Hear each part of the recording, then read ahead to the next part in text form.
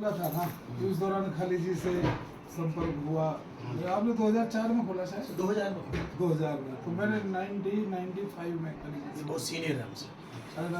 नहीं नहीं अब ये था कि मैंने सर से रिक्वेस्ट की कि हम लोग मिलते हैं और एक मैसेज कन्वे करते हैं इलाके के, और वो मैसेज जाए कि हमारे यहाँ पर जो इतने लोग हैं आपस में जो नई इत्तेफाक़ियत पैदा कर रहे हैं पूरे देश में, बेटा थोड़ा नज़दीक आ जाइए, पूरे देश में जो लोग नई इत्तेफाक़ियत पैदा हो रही है, हम उनसे सभी देश को सही सुरक्षित रखने का काम करें। उसमें जिम्मेदारी कुलवंत भाई की भी है, फरिंदर भाई की भी है, मोहम्मद खालिद की भी है, क्योंकि देश सबका है एक। ये कब होगा? हमारे महात्मा गांधी जी थे भाई, हमारे लिए तो सबके लिए जो देश के एक बहुत महान शख्सियत है, उन्होंने अकेले ने शुरू किया, दांडी यात्रा शुरू की, सब कितने लोग थे। तो आज का ज़माना है दोबारा से हमारी सोच को आज़ाद करने का। हम कहीं न कहीं पॉलिटिक्स में हैं तो वो रहें अपनी जगह पे, हमें पॉलिटिक्स से कोई परेशानी नहीं, भाईचारा रहना चाहिए। मैं आपके सुख में जाऊं, आप मेरे सुख में आओ, मैं आपके दुख में जाऊं, आप मेरे दुख में आओ। इसलिए मैं अभी थोड़े दिन पहले हम लोगों ने सोचा कि मेवात से हम अपने घर से शुरू करते हैं, क्योंकि हम मेवात के रहने वाले हैं। मैं अपने घर से, ये मेरा घर है, आया आज हूँ, लेकिन घर मेरा है। मैंने सर को फोन किया, सर ने कहा आपका अपना घर है, आइए। मेरा घर से मैं शुरू करता हूँ। जी सर, खालिद जी का फोन आया कि जी मैं घर आ सकता हूँ, कि बल्कि घर आपको है। तो सर अब मैं अंकल जी आप लोगों के दुआ से, आशीर्वाद से, आपके सहयोग से मैं चाहता हूँ कि हम जिस अमन में रह रहे थे, मेवात जैसा क्षेत्र जो अमन के लिए जाना जाता है, जहाँ पर सर मैं बताता हूँ, फरिंदर भाई गवाह है, सर तो हमारे अब्बा जी से भी बड़े उम्र के हैं, अब्बा जी भी कम उम्र के हैं। मेवात में किसी की शादी होगी तो ऐसे रहते हैं, कोई ये नहीं पहचान सकता कौन हिंदू कौन मुस्लिम। सर ईद पे ये लोग हमारे पास आते हैं, हम दिवाली के इनके पास जाते हैं। हम एक प्लेट में खाने वाले आदमी हैं, हम नहीं चाहते कि हमारा देश बटे।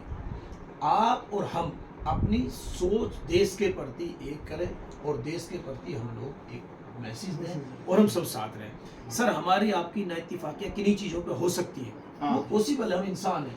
हम पॉलिटिक्स में अलग अलग हो सकते हैं, हम इंसान हैं, हमें उससे कोई परवाह नहीं।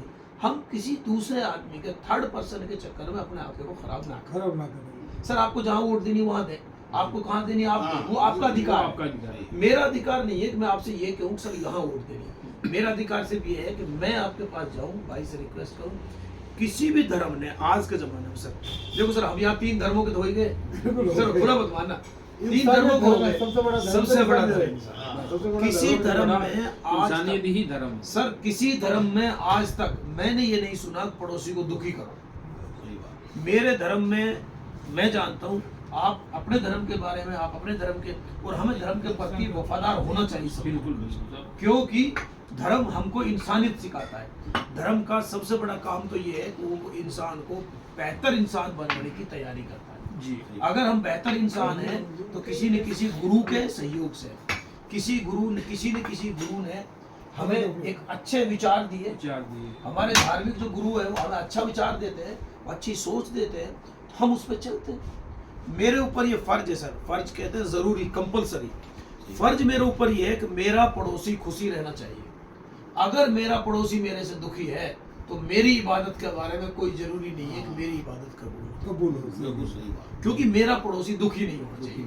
अगर मैंने पड़ोसी का हक मार लिया, सर आपके मैंने जीभ काट ली, आपके मैंने टटलू काट लिया, जैसे आज चल रहा है, आपको मैंने दुखी कर दिया, तो सर मैं क्या इबादत करूं? तो इसलिए आज के टाइम में मैं आपसे यही चाहता हूं कि हम सब समाज के साथ मिलकर, आप भी कोई मैसेज प्लीज, आप लोग कोई मैसेज कन्वे करें, तो हम इस मैसेज के द्वारा हम लोगों को चीजें जी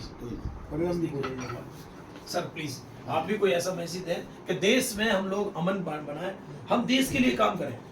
मैं अपने लिए नहीं, हम अपने लिए, सबके लिए काम करें। मेरा नहीं, हमारा देश, हमारा है, हमारा देश सबका, तो सबका चाहिए।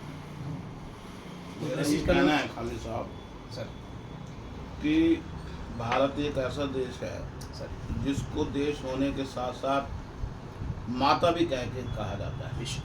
हम हमेशा कहते हैं भारत माता की जय। जी, कभी हमने सुना है कि कोई कहता हो चीन माता की जय, रूस माता की जय, अमेरिका माता की, नहीं कहते। केवल भारत एक ऐसा देश है जी जिसको माता होने का गौरव प्राप्त क्यों है? क्योंकि इसके 4 बेटे हैं, हिंदू, मुस्लिम, सिख, ईसाई, ये सारे इसके बेटे हैं। और अनेकता में एकता के लिए ही ये जाना जाता है। यहाँ विविध प्रकार की संस्कृति है, उसके बावजूद भी एक गुलदस्ते की तरह, गुलदस्ते में जैसे अलग अलग फूल होते हैं, तो ये फूलों की तरह जो अलग अलग धर्म हैं ये इसको प्रफुल्लित कर रहे हैं भारत को। तो हम ये चाहते हैं कि ये जो प्राचीन काल से हमारा हिंदू, मुस्लिम, सिख, ईसाई आपस में सब भाई भाई का जो नारा है, इसको आज बुलंद करने की ज़रूरत है। क्योंकि हमारे अंदर दूरियां बढ़ रही हैं, हम लोग एक दूसरे से डर महसूस कर रहे हैं। जैसे आपको आने के लिए पूछना पड़ा, अनिंद भाई मैं आपके घर आ जाऊंगा, ये जरूरत थी नहीं हमें पूछने की, क्योंकि पहले भी हम बिल्कुल निर्भय होकर के आते थे एक दूसरे घर में। तो दोबारा से ऐसा ही माहौल होना चाहिए और जो सांप्रदायिक सौहार्दता है वो कायम रहनी चाहिए। और वो कायम कैसे होगी? ईद है, हम सब लोग ईद पे आपको बधाइयाँ दें, आपसे मिलने जाएं। होली, दिवाली, गुरपर्व जैसे ये त्यौहार हैं, तो हम जा कर के उन धर्म के लोगों को जाके बधाई दे, भी आज आपका गुरपर्व है, आपको बधाई हो, आज गुरु नानक साहब का जन्मदिन है, आज दिवाली है। तो तभी जो ये सांप्रदायिक जो सौहार्दता है ये तभी कायम हो सकती है जब हम एक दूसरे के सुख दुख के भागीदार बने और एक दूसरे का आदर करें और जाति धर्म से ऊपर उठकर जो इंसानियत का जो मैसेज है वो हम सब लोग, मेरा यही कहना है।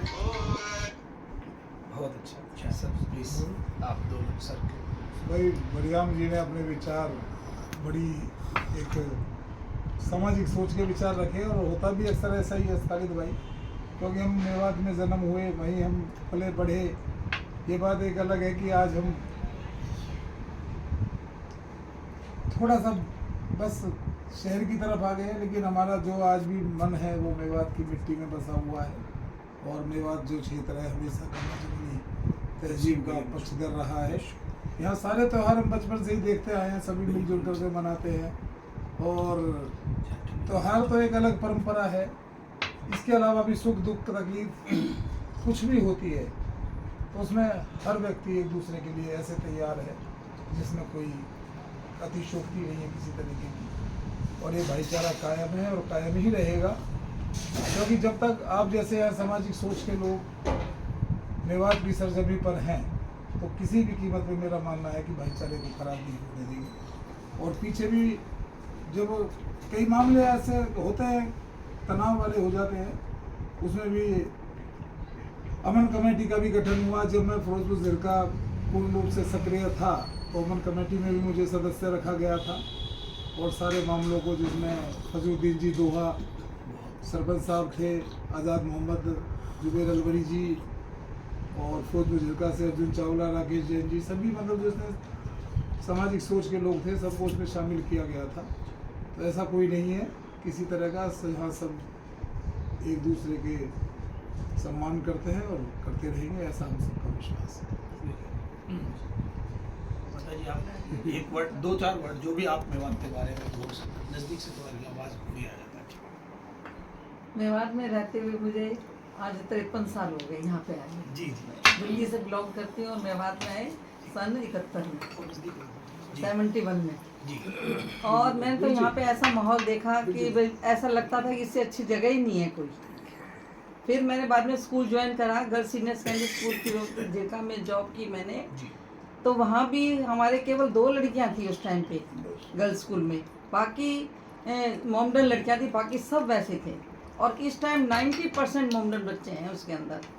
हमने उनके साथ पूरा माहौल रखा, हमें तो कोई ऐसी बात लगी ही नहीं आज तक भी कि इस तरह का वाद विवाद हो रहा है। परंतु आजकल ये बहुत ज़्यादा बढ़ता जा रहा है और लोगों की सोच जो है ज़्यादातर नेगेटिव होती जा रही है। जब तक वो सोच पॉजिटिव नहीं होगी हमारी, तो जब तक कुछ नहीं कर पाएंगे हम। पहले तो इस सोच को ही बदलना होगा, तभी हम आगे बढ़ सकेंगे और हर एक को आगे बढ़ा सकेंगे और अपने आप भी स्वस्थ रह सकेंगे, दूसरों को भी खुश रख सकेंगे। धन्यवाद।